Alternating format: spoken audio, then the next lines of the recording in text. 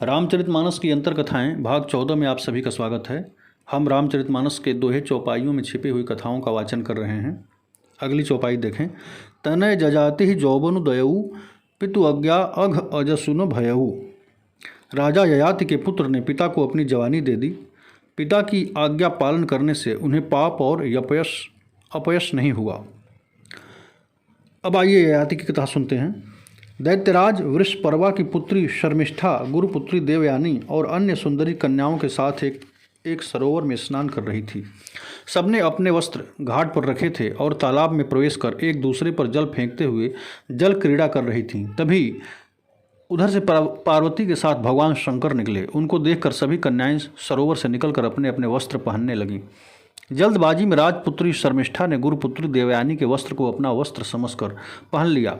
यह देखकर देवयानी क्रोध के मारे आग बबूला हो गई और कहा, जैसे कुतिया यज्ञ का हविष्य उठा ले जाए वैसे ही इसने मेरे वस्त्र पहन लिए हैं। ब्राह्मणों में हम श्रेष्ठ भृगुवंशी हैं और इसका पिता प्रथम तो असुर है, फिर हमारा शिष्य। इसके बावजूद इस दुष्ट ने हमारे कपड़ों को पहन लिया है। जब देवयानी इस प्रकार के अपशब्द कहने लगी तब शर्मिष्ठा क्रोध से तिलमिला उठी। वह चोट खाई हुई नागिन के समान लंबी सांसें भरने लगी और अपने दांतों से होठों को दबाकर कहा, तुझे कुछ अपनी औकात का पता भी है? जैसे कुत्ते हमारे दरवाजे पर रोटी के टुकड़ों के लिए प्रतीक्षा करते हैं, वैसे ही क्या तुम भी हमारे घरों की ओर नहीं देखती रहती? शर्मिष्ठा ने अपने अपशब्दों की झड़ी लगा दी और देवयानी से उसके वस्त्र छीनकर उसे कुएं में ढकेल दिया। शर्मिष्ठा के चले जाने के बाद शिकार खेलते हुए राजा ययाति उधर से निकले। उन्हें प्यास लगी थी। वे कुएं पर पानी पीने गए तो उसमें गिरी देवयानी को उन्होंने देख लिया। वह वस्त्रहीन थी, इसलिए उन्होंने उसे अपना दुपट्टा दे दिया और दयापूर्वक अपने हाथ से उसका हाथ पकड़कर बाहर निकाल दिया। देवयानी ने प्रेम भरी वाणी से कहा, अब आपने मेरा हाथ पकड़ ही लिया है तो कोई दूसरा इसे न पकड़े। कुएं में गिर जाने पर मुझे जो आपका अचानक दर्शन हुआ है उसे मैं भगवान का दिया हुआ संबंध समझती हूँ। अपना प्रणय निवेदन अस्वीकार करने पर जब मैंने बृहस्पति के पुत्र कच्छ को संजीवनी विद्या न फलने का श्राप दिया, तभी पलटकर उसने भी मुझे श्राप दिया कि किसी ब्राह्मण से मेरा पाणिग्रहण नहीं हो सकता। स्वयं क्षत्रिय होने के नाते ब्राह्मण पुत्री से विवाह की बात से पहले तो ययाति डरे, किंतु कन्या द्वारा स्वयं प्रस्ताव रखने के कारण विधि का विधान मानकर उसकी बात मान ली। देवयानी रोती हुई अपने पिता शुक्राचार्य के पास पहुंची और शर्मिष्ठा ने जो कुछ किया था वह सब उन्हें कह सुनाया। शर्मिष्ठा के व्यवहार से शुक्राचार्य बहुत दुखी हुए।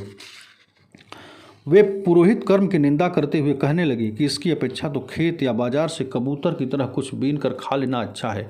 वे अपनी कन्या देवयानी को साथ लेकर नगर से निकल पड़े। जब राजा वृषपर्वा को यह मालूम हुआ और उनके मन में शंका हुई कि गुरु कहीं शत्रुओं की जीत न करा दें अथवा मुझे शाप न दे दें, तो उन्हें प्रसन्न करने के लिए पीछे पीछे गए और उनके चरणों पर सिर के बल गिर गए। शुक्राचार्य ने राजा से कहा, मैं अपनी पुत्री देवयानी को दुखी नहीं देख सकता, इसलिए उसकी जो इच्छा हो तुम पूरी कर दो, फिर मुझे लौटने में कोई आपत्ति नहीं होगी। राजा ने उनकी आज्ञा स्वीकार कर ली। देवयानी ने कहा कि जिस किसी से जहाँ भी मेरा विवाह हो, शर्मिष्ठा अपनी सहेलियों के साथ मेरी सेवा के लिए वहाँ चले।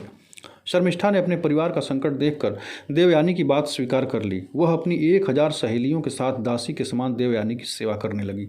शुक्राचार्य ने देवयानी का विवाह राजा ययाति के साथ कर दिया और शर्मिष्ठा को दासी के रूप में देकर उनसे कह दिया, राजन, इसको अपनी सेज पर कभी न आने देना। कुछ ही दिनों बाद देवयानी पुत्रवती हो गई। उसको पुत्रवती देखकर शर्मिष्ठा ने भी ययाति से एकांत में सहवास की याचना की। शर्मिष्ठा की पुत्र के लिए धर्मसंगत प्रार्थना सुनकर राजा ययाति ने शुक्राचार्य के वचन याद रहने पर भी यही निश्चय किया कि जो होना होगा, मैं इसकी प्रार्थना नहीं टालूंगा। देवयानी के 2 पुत्र हुए और शर्मिष्ठा के 3 पुत्र हुए। जब देवयानी को मालूम हुआ कि शर्मिष्ठा को भी मेरे पति के द्वारा ही गर्भ था, तब वह क्रोध से आग बबूला होकर अपने पिता के घर चली गई। ययाति मीठी मीठी बातें करते हुए देवयानी को मनाने उसके पीछे पीछे बहुत दूर तक गए, तो भी देवयानी को मना नहीं सके। शुक्राचार्य को जब यह प्रसंग मालूम हुआ तो क्रोध में उन्होंने कहा, तू अत्यंत स्त्री लंपट और झूठा है, तो तत्काल बूढ़ा हो जा। ययाति ने कहा, विषय भोग करते करते अभी मेरी तृप्ति नहीं हुई है। इस श्राप से तो आपकी पुत्री भी आजीवन दुखी हो जाएगी। कृपया मुझे श्राप से मुक्ति का उपाय बताएं। शुक्राचार्य को अपनी भूल का एहसास हुआ। उन्होंने कहा, जो पुत्र तुम्हें स्वेच्छा से अपनी जवानी दे दे उससे तुम अपना बुढ़ापा बदल सकते हो। ययाति ने अपने पुत्रों से कहा, तुम में से कोई एक अपनी जवानी मुझे दे दे और अपने नाना शुक्राचार्य का दिया हुआ बुढ़ापा स्वीकार कर ले, क्योंकि मैं अभी विषयों से तृप्त नहीं हुआ। अन्य पुत्रों ने पिता की आज्ञा अस्वीकार कर दी, किंतु सबसे छोटे पुत्र पुरु ने कहा, पिता की कृपा से मनुष्य को परम पद की प्राप्ति होती है। वास्तव में पुत्र का शरीर पिता का ही दिया हुआ है। ऐसा कौन है जो संसार में पिता के उपकार का बदला चुका सके। पुरु ने अपना यौवन देकर ययाति का बुढ़ापा सहर्ष ले लिया।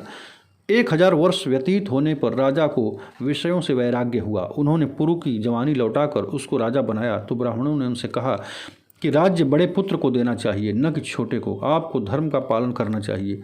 राजा ने उत्तर दिया कि पिता का विरोधी पुत्र सज्जनों की राय में पुत्र ही नहीं है। माता पिता का आज्ञाकारी भक्त पुत्र ही सच्चा पुत्र है। शुक्राचार्य ने भी ऐसा ही वर दिया है, इसलिए आप लोग पुरु का राज्याभिषेक करने में विरोध न करें। प्रजा यह सुनकर संतुष्ट हुई। राजा ययाति 1000 वर्ष से अधिक वानप्रस्थ आश्रम में रहकर तप करके स्वर्ग को गए। स्वर्ग पहुंचने पर इंद्र ने राजा ययाति से पूछा कि वानप्रस्थ आश्रम में रहकर आपने किसके समान तपस्या की। राजा ने अभिमान पूर्वक कहा कि देवता, मनुष्य, महर्षि आदि मुझे अपनी तपस्या के समान किसी की तपस्या नहीं दिख पड़ती। ऐसा कहकर अपने से उत्तम और अपने बराबर वालों का अपमान करने के कारण राजा के पुण्य क्षीण हो गए और वे स्वर्ग से गिरा दिए गए। नंदन वन से गिरते समय देवता करुण स्वर से उनके लिए शोक प्रकट करने लगे। देवताओं की कृपा से वे राजर्षि अष्टक की यज्ञ भूमि में आ टिके। अष्टक के पूछने पर राजा ने बताया कि तपस्या, दान, इंद्रिय दमन, लोक लज्जा, सरलता और दया ये 7 फाटक स्वर्ग के हैं। अपर अपने श्रेष्ठ होने का अहंकार करते ही वे 7 मिट्टी में मिल जाते हैं। अपने मुंह से अपनी प्रशंसा करना अत्यंत अनुचित है। अष्टक राजा ययाति के नाती थे। उनके पुण्य फल से राजा ययाति पुनः स्वर्ग में पहुंच गए, भूमि पर नहीं गिरे। ययाति से संबंधित मानस में एक और चौपाई है। ले उसास सोच ही भांति सुरपुर ते जनु खसेउ जजाति।